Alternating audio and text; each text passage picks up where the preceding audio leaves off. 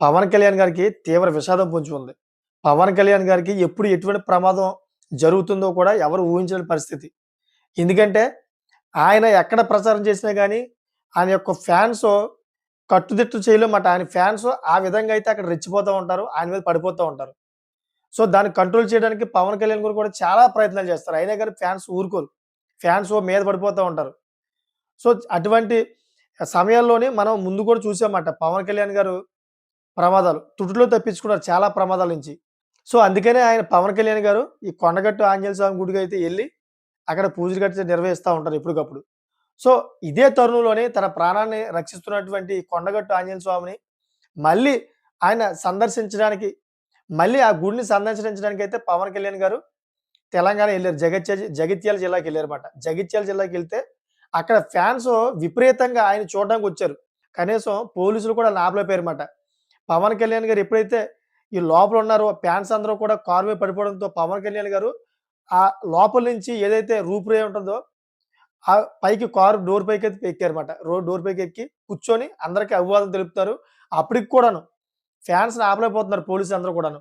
మొత్తం మీద పడిపోయి పవర్ స్టార్, పవర్ స్టార్ అని చెప్పేసి మీద పడిపోతూ ఉన్నారు. అటువంటి తరుణంలోనే పవన్ కళ్యాణ్ గారికి ఎదురుంగా అయితే ఒక కరెంట్ వైర్ వచ్చింది. ఆ కరెంట్ వైర్ ఎలా ఉందంటే దగ్గర దగ్గర ఈ నుదుటికి తగిలే అంత డిస్టెన్స్‌లో వచ్చింది. చాలా దగ్గరకొచ్చిందన్నమాట. అది ఆ పక్కన ఉన్నటువంటి సెక్యూరిటీ కూడా అంతగా పెద్దగా గమనించలా.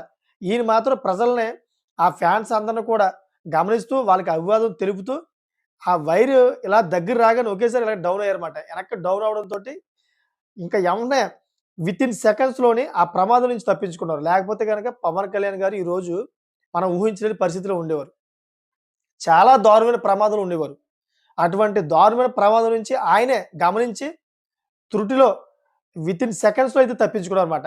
సో, ఈ విధంగా పవన్ కళ్యాణ్ గారు ఎక్కడికి ప్రసారాలకెళ్ళినా గాని ఫ్యాన్స్ వల్లే ఆయనకి ముప్పుంది.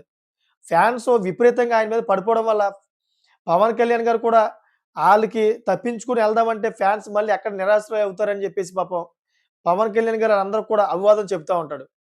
సో, ఎందుకంటే ఆ ఫ్యాన్స్ వల్లే పవన్ కళ్యాణ్ గారు ఇప్పటిదాకా వచ్చారు. ఆ ఫ్యాన్స్ వల్లే జనసేన పార్టీ అనేది కూడా ఇప్పుడు నడుస్తుంది. మరి అటువంటి ఫ్యాన్స్‌ని ఇప్పుడు దూరం చేసుకున్నారంటే జనసేన పార్టీ భూస్థాపితం అయిపోద్ది.